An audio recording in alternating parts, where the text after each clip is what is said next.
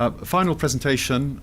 This first session is James Haluch. I hope I've pronounced that correctly. With a name like Starling, you get used to people mispronouncing your own name, so apologies if I've done that. He's from Amey, and he's going to talk about. He's Managing Director of Amey Highways. Apologies. He's going to talk about case study of a local authority service provider. Thank you.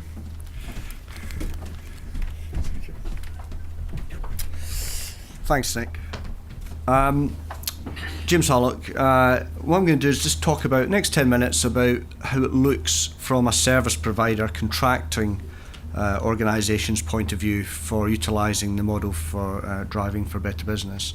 Listening to Sean there, from a public sector point of view compared to a private, there's no real difference. So much of what Sean spoke about is exactly the same, and I'll really emphasise that as I go through. Amey were an early adopter for driving for better business. Why? Quite simple. We wanted to do everything we possibly could to make sure our people went home safe and well from a physical point of view, but also well from a mental health point of view as well. So setting the context, a business like ours has 2,000 cars, 3,000 vans, 2,500 larger vehicles. Now you think about those larger vehicles as well, only a few of them will be Euro 6, more of the new standard. The reality are a lot of those will be Euro 4, Euro 5, and the problems we have with air pollution, NOx, CO2, just how important getting the best of those vehicles actually is. Within the business, I do cover highways. I have contracts which cover North Lanarkshire and Scotland, the Forth Bridges, Kent County Council, the highways in Kent, through to Staffordshire, but also the trunk roads in Scotland, Northern Ireland, and down here in England. I also, though, cover waste collections. So I have 460 large refuge collection vehicles within the fleet, which I'm responsible for. These vehicles cost about 200,000 to 220,000 a pop. Big set of vehicles. So that context, what does that mean? Well, last year across Amey fleet, that fleet I just talked about, which predominantly a lot of it is in my domain, we had 2,000 damage incidents. Now, for those 2,000 damage incidents, 77% were actually our driver's fault, or deemed to be our fault. What does that mean? Within the business, we self-insure, like an awful lot of businesses, up to thresholds. That was £5 million to the bottom line for those damage incidents. What did it mean for individuals? Following what Martin said, actually getting some of the data, because of the way we report RIDOR, is quite challenging. But last year we had a fatality of one of our operatives in Ealing, Paul Arnold.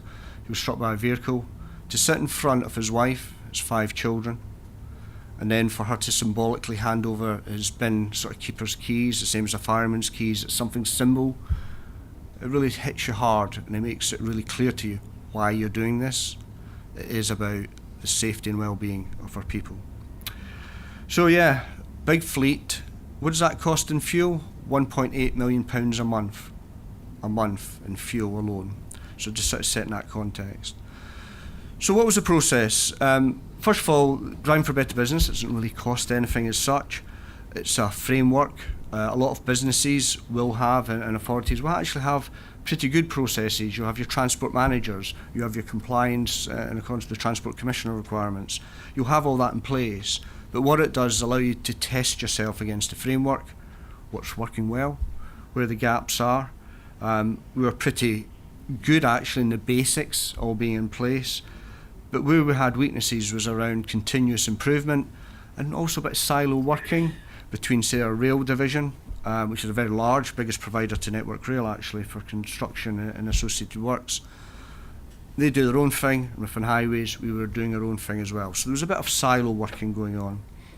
So what it allowed us to do, using the framework for driving for better business, was look in a systematic way about what was good, what was bad, what could we do differently. So that was the process we got out of it. So what was the sort of main things we put in place? First of all, as Sean talked about, the level of information that's in your CAN bus systems is absolutely phenomenal. The amount of data It's mind-blowing. And actually, it's how do you use it to proactively have leading and lagging measures. So what we did is we built using a simple Microsoft project, Power BI. Don't think you're going to have to spend an awful lot of money to take a massive amount of data and intelligently use it. Simple Microsoft project, process rather, software, and start to try and create an awful lot of monthly reports that, quite frankly, when I used to run the contracts when I was a younger lad, I would give my teeth for the level of data you can get to make intelligent decisions. So all that stuff came out, allowed us to create case studies of what was actually really good practice, get the account leads to take a real interest in what it was telling them. But what about for the people? I would emphasise it allows you to actually congratulate, allows you to raise up the standard of professional driving, to actually be able to show what good people are actually doing. Yes, and absolutely it helps with, you have high profile risk scores, you have operative risk scores, the training data comes out of it, but don't lose sight of the positive benefits of being able to say to people, you're doing a great job, and we have awards for good driving as much as absolutely coming down on where we have abusive driving as well.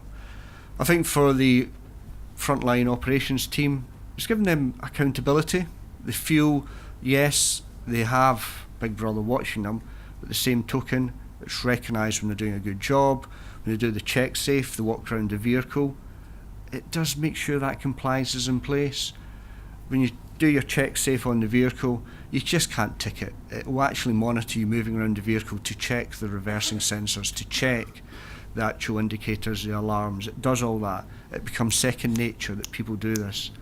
And for businesses, it means you must respect that 10, 15, 20 minutes at the start of the day to allow people to do the job properly, to make sure the vehicle's fit and well to go out onto the road. And I think what it means for our transport managers, they feel they've got a voice as well. They aren't just another cog in the wheel slowing down, getting the job done. They actually are a professional part and an important part of doing the job. And I'm really delighted we've had some of them get national awards for some of this continuous improvement work they're now doing, because they feel they actually can and be respected for it. So what are the results? The data I talked about there, and I'll just re-emphasise it, 2,000 damage incidents, £1.8 million a month in fuel, 70% of the incidents were ourselves, our own fault. That was 2017. 2018, so what we're looking at is fault incidents down by 38%. So you can see the significant cost, not just in money, but those would have been personal injuries to our people, but also other members of the public. CO2 emissions, again, Euro 4, Euro 5, big NOx outputs coming out of those vehicles, reduced by 6%. Fuel efficiency up by 4%. 4% on a £1.8 million a month fuel bill means that absorbs the cost of fuel increases. And yes, you may be thinking, as a public sector business, that's straight to our bottom line. Probably about 50%, 55% of my contracts are cost reimbursable contracts, where that saving goes straight back through to the taxpayer or the ratepayer. The authority is paying less for the service by getting this right as well. And I think the big one it struck to me, and it was interesting, Sean picked up on it as well, was actually around utilisation. How many vehicles are sitting hardly used, hardly turning a wheel in depots, compounds and yards? We improved our utilisation by 30%. Now you think about those vehicles, I've added that up, that's 7,500 vehicles a year. We've improved the utilisation by 30%. And that is one of the biggest improvements that we've made. All about simply utilising the Driving for Better Business, simple framework, being more professional about it, being far more consistent, and actually driving improvements throughout the whole business rather in pockets, in which we were probably doing a lot of previously. Next steps. Fatigue is a big area it was picked on. We actually work very closely with our colleagues in the rail sector around, we've done a lot of fatigue simulators, we've taken them into locations which we've deemed to be high risk. We're moving far more now to wearable technology around fatigue monitoring, and how we collect that data, working actually with some high-tech sort of start-up businesses around that. And I think the next stage we'll certainly be focusing on this year. I should say we actually banned mobile phones last year as well, so that was a big change. Focus this year will be the grey fleet, those who take car allowances, and trying to work out how we can move some of the telematics and some of that good practice where actually it's people's own cars where they've been taking maybe an allowance rather than actually those which are part of our fleet. So from a private sector point of view, it has absolutely been worth the effort we've put in.